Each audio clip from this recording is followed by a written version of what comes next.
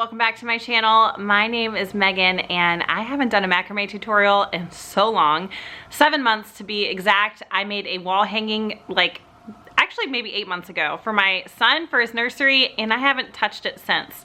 So I'm back at it. I'm really excited to be bringing you this macrame bottle cover slash vase slash candle holder, whatever you choose to use it for, because it's such a good time of year to have these in your home. I've been making these for years and I love bringing them out in the fall, and they transition so well into the holidays. They're just really beautiful decor to have in your home, and it's something that you can make, something that's really easy for you to make. So if you're not already subscribed to my channel, please make sure you do that while you're here. If you're into DIY projects, home decor, I do have a baby, so I do talk a little bit about baby stuff every now and then. If you're into any of that, please make sure you stick around and you subscribe. So I have a couple of bottle covers that I've made in the past, and I've used different sized rope.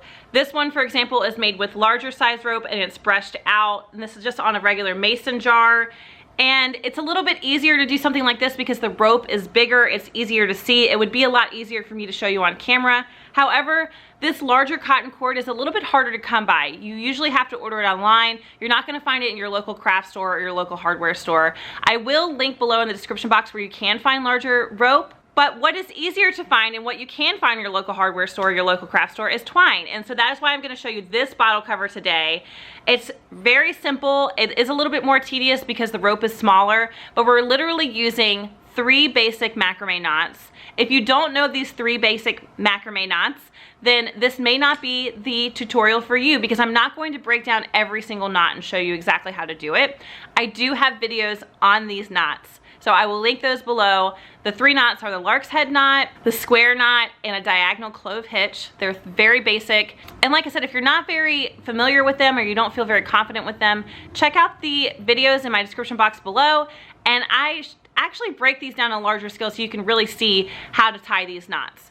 This tutorial is gonna be for somebody who has done these knots before or has basic knowledge of macrame knots and just is curious to see how exactly you put this on a bottle, because that's how I started. I was very curious, like, how does that go on the bottle? Do you make it off of the bottle and then put it on the bottle? I actually make it on the bottle. So every bottle cover is made specifically for the bottle that it is on. And there's a million ways you can do this. This is just how I specifically do it. And so before we get started, I just want to know, how do you plan to use these? Are you going to use it in your bathroom to put cotton swabs in it? Are you going to use it as a candle holder? Are you going to use it as a vase to put fresh flowers in it? I just want to know how you plan to use it. Leave me a comment in the box below. Tell me how you plan to use it. All right, let's get started. So the bottle I'm using has this pretty large curve on it, but you can do this on any size bottle as long as it has somewhat of a curve for your bottle cover to sit on. So my bottle's on the tall side, but no matter how tall that your bottle is or your jar or whatever you're using, you're going to want to cut 2 lengths of rope that are 2 times the length of your bottle. Once you do, you're going to find the center of them and wrap that around the neck of your bottle. And we're just going to do a really simple overhand knot here. It's just like the first step of tying your shoelaces. Once you have that in place, I'm keeping mine a little bit loose here on this type of bottle, but if I were doing it on a mason jar, I would have it really nice and tight around the lip of that jar. From here, I'm just going to tie a simple square knot with the 4 strands that I have, and that's going to help keep this in place while I attach all of my other strings. Here I'm just going to start attaching my strings, and I cut each string to be about 4 times the length of my bottle. I'm folding each string in half and I'm attaching it using a lark's head knot. This pattern that I'm going to show you does involve a little bit of math. What I want is to have 72 hanging cords to work with, and since that first loop of cords gave me 4, each cord that I attached is doubled in half, which gives me 2 each time I add one. What I'm getting at, and trust me when I say, you only need to add 32 cords.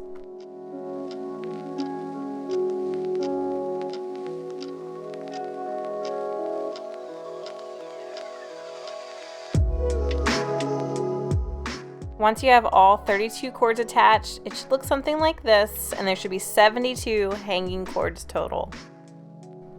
So we're just going to work in sections of 8 cords at a time. And so from this section of 8 cords, I'm going to take the center 4 and create a square knot. You're going to create another square knot right next to it using 2 strands from your previous square knot to create it. And then you're going to do the same thing on the other side.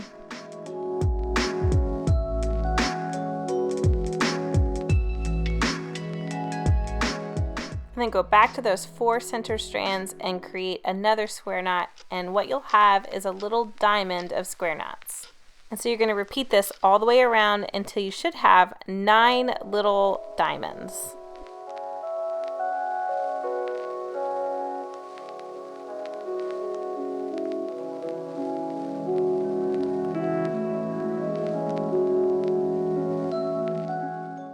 I've finished all my square knots and I have 9 little diamonds all the way around. So now I'm going to create a series of diagonal clove hitch knots. I'm still going to work in sections of 8 cords. So I'm going to start with the cord on the right, and I'm going to do 4 diagonal clove hitch knots toward the bottom of that diamond.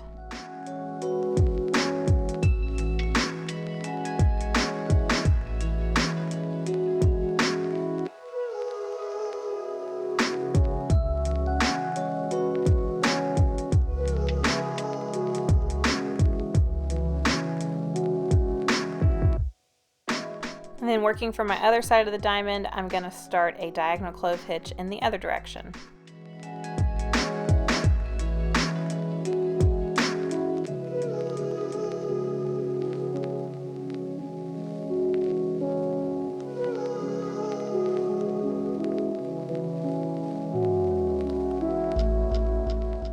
I'm going to take the 2 center strings and I'm going to do another diagonal clove hitch to combine this together.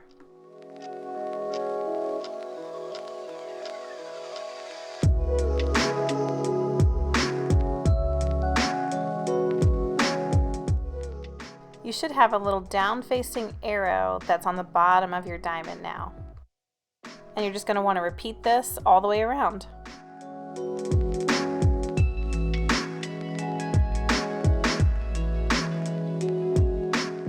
And once those are done, you can see that all those tiny knots are actually creating a really, really pretty pattern. Now I'm going to create a giant square knot. I'm using 4 cords from one side of my diamond and 4 cords from the other side of my diamond, and I'm putting 4 cords in the center and 2 on the outside.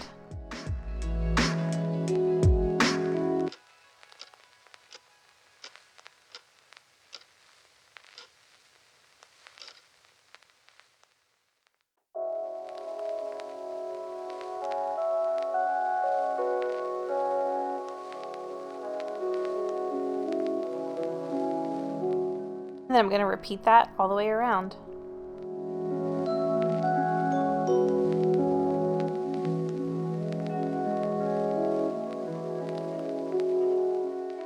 So we want to create alternating square knots. In order to do that, we need to create another square knot in the next row down. I'm going to use 4 cords from one side of a square knot and 4 cords from the other.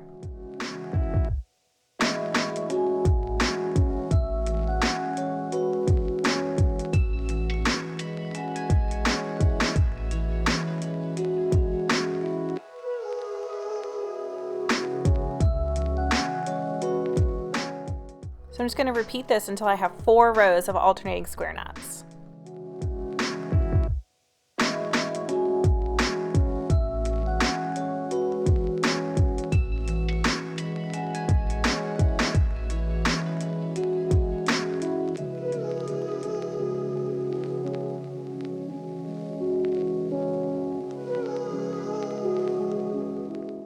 From here, I'm going to cut off my excess string. So you need a nice pair of sharp scissors to do this. But I like to just hold the bottle up at eye level, make sure it's nice and horizontal, and I just cut. I just line my scissors up to the bottom of the bottle and I just do a nice clean cut all the way around. Now from here, you certainly can leave it just like this, but I do like the look of it being brushed out. So I just take a comb and I just brush all of my strings out. If it gets tangled, I use the large tooth end of the comb, and if I'm just trying to brush it out, I'm using the fine tooth end of the comb.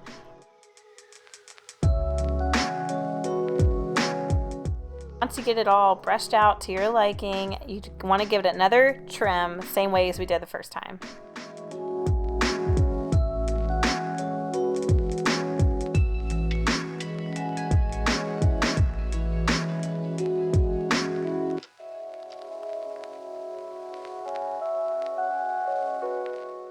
Thank you guys for watching. Please make sure you subscribe, and I'll see you guys next time.